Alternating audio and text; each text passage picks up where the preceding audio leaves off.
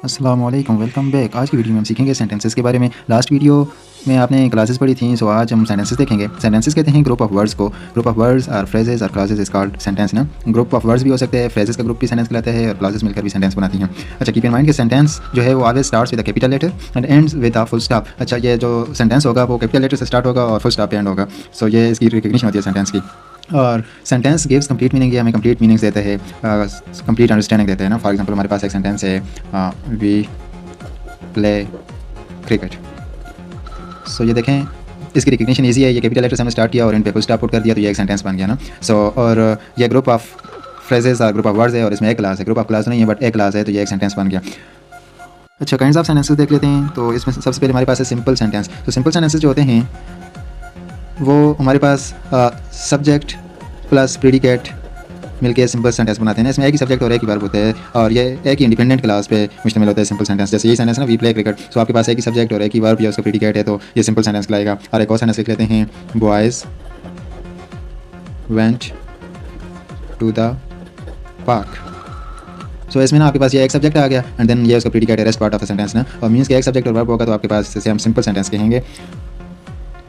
Where as आपके पास जो कंपाउंड सेंटेंस है वो टू इंडिपेंडेंट क्लासेस मिलकर सेंटेंस बनाती हैं, कंपाउंड सेंटेंस बनाती हैं, two independent clauses. So means कि आपके पास यहाँ पे आपके पास वन इंडिपेंडेंट क्लास थी ना, तो एक सब्जेक्ट और उसका प्रीडिकेट था। वेयर एज कंपाउंड सेंटेंसेस में आपके पास सब्जेक्ट एंड प्रीडिकेट होगा एंड अगेन उसका सब्जेक्ट एंड प्रीडिकेट होगा। मीन्स कि आपके पास टू इंडिपेंडेंट क्लासेस होंगी, तो उसे हम कंपाउंड सेंटेंस कहेंगे। जैसे यही सेंटेंस ले लेते हैं ना, सिंपल सेंटेंस है, एक इंडिपेंडेंट क्लास इसमें आ गई, boys went to the park but they didn't visit the zoo।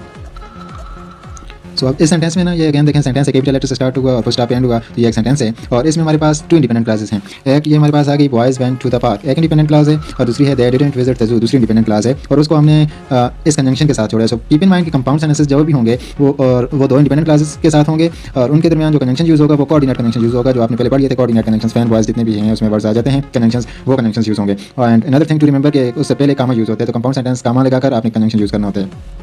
Where as जो कम्प्लेक्स सेंटेंस है इसमें आपके पास वन इंडिपेंडेंट क्लास आ जाती है, one main class plus one और मोर आपके पास डिपेंडेंट क्लासेस होती हैं, डिपेंडेंट क्लासेस होती हैं। सो मीन्स कि आपके पास एटलीस्ट एक मेन क्लास होगी और एक से ज़्यादा डिपेंडेंट क्लास है, जैसे आपने सबऑर्डिनेट क्लास कहा था, उससे मिलकर सेंटेंस बनेगा, तो उसे हम कम्प्लेक्स सेंटेंस कहेंगे।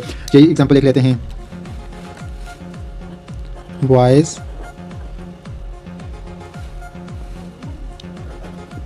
Didn't visit the zoo because they went to park.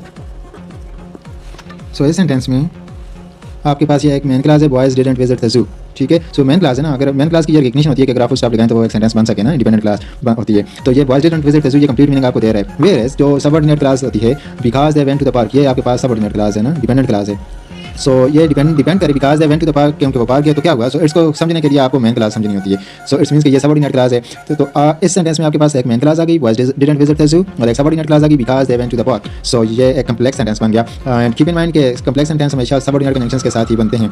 एक मेन क्लास होगी और एक सबऑर्डिनेट क्लास है, तो उनके दरमियान जो कंजंक्शन आप यूज़ करेंगे वो सबऑर्डिनेट कंजंक्शन यूज़ करेंगे, तो ही कम्प्लेक्स सेंटेंस बनेगा। अस्सलाम वालेकुम, welcome back to this video. Last video में आपने काइंड्स ऑफ सेंटेंसेस देखे थे। वो काइंड्स ऑफ सेंटेंसेस में आपने देखा था कि सेंटेंस स्ट्रक्चर वाइज कैसे बनते हैं, जिसमें आपने simple, compound and complex sentences देखे थे। आज की वीडियो में हम टाइप्स ऑफ सेंटेंसेस देखेंगे। We have 5 types of sentences. First है हमारे पास डिक्लेरेटिव और रिजर्टिव सेंटेंसेस। अच्छा, डिक्लेरेटिव और रिजर्टिव जो सेंटेंसेस होते हैं इसमें सिंपली आपके पास पॉजिटिव और नेगेटिव स्टेटमेंट्स रिजर्ट की जाती हैं सेंटेंस में ना। जैसे आपके पास सिंपल जो सेंटेंसेस पॉजिटिव सेंटेंसेस होते हैं, I go to school, he is playing cricket, I learn language. So इस तरह की जो नेगेटिव भी हो सकती हैं, I do not write homework, she is not cooking the meal. So negative sentences भी हो सकते हैं, तो उसे हम रिजर्टिव सेंटेंस कहते हैं। और इसमें आपके पास यूनिवर्सल ट्रुथ भी आ सकते हैं, जैसे sun rises from the east हो सकता है, या द सन इज़ शाइनिंग।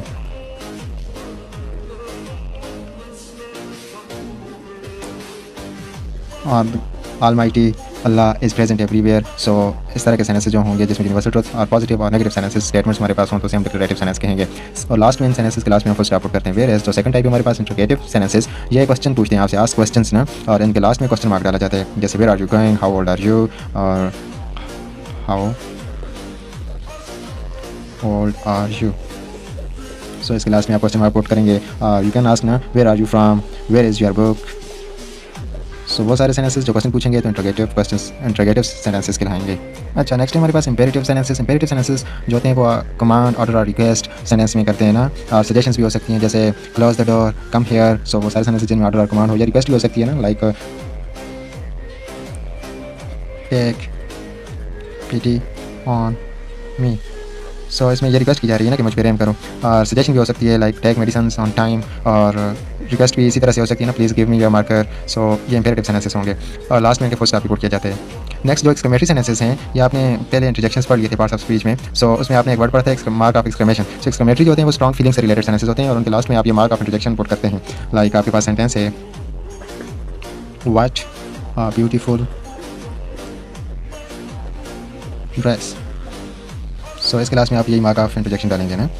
और एक और सेंटेंस है आपके पास वाओ आई फाउंड इट, और आप कह सकते हैं कि दैट इज़ एब्सम।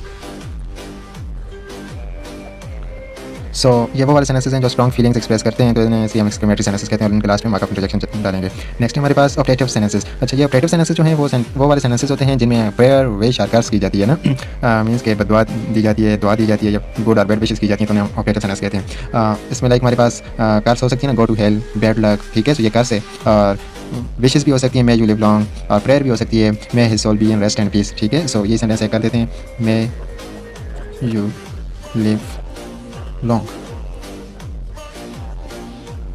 सो इस सेंटेंस में आपने विश किया ना, may you live long. So that's all from today, have a nice time, Allah हाफिज़।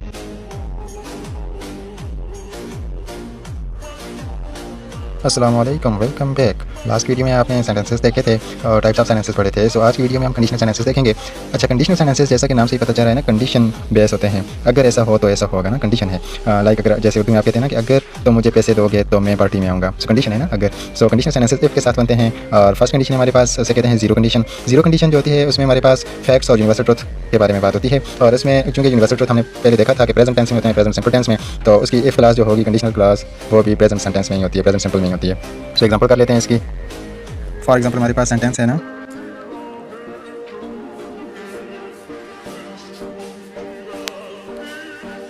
If clouds come it rains. So इसमें आपके पास ये मेन क्लास है ट्रेंस, और ये फर्स्ट वाली हमारे पास कंडीशनल क्लास है, if clouds come it rains. जो सेकंड है हमारे पास, सेकंड कंडीशन को कहते हैं हम फर्स्ट कंडीशन, जिससे जो पॉसिबल सिचुएशंस इन फ्यूचर होती है ना, लाइक इसकी आपकी जो कंडीशनल क्लास होगी वो प्रेजेंट सिंपल टेंस में होगी, और उसके जो रिजल्ट होगा वो फ्यूचर में आएगा। फॉर एग्जांपल हमारे पास सेंटेंस है if you work hard you will pass. So ये प्रेजेंट सिंपल है ना, कंडीशनल क्लास प्रेजेंट सिंपल में if you work hard you will pass, उसका रिजल्ट जो होगा वो फ्यूचर में आएगा। नेक्स्ट हमारे पास second condition. Second condition hypothetical होती है, और ये पास सिंपल टेंस में इसकी कंडीशनल क्लास जो होगी पास सिंपल टेंस में होगी, और जो इसका रिजल्ट होगा आप वर्ड के साथ वर्ब की फर्स्ट फॉर्म यूज़ करते हैं। लाइक हमारे पास एग्जांपल है if I won the lottery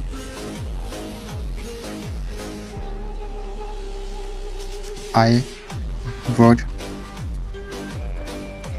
travel a lot. So जो फर्स्ट क्लास है इसमें आपके पास ना वो पास सिंपल टेंस में कंडीशनल क्लास जो है if I won the lottery I would travel a lot.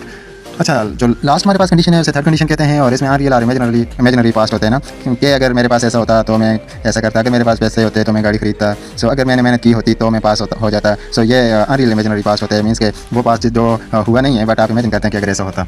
So example इसकी कर लेते हैं, if you had studied you would have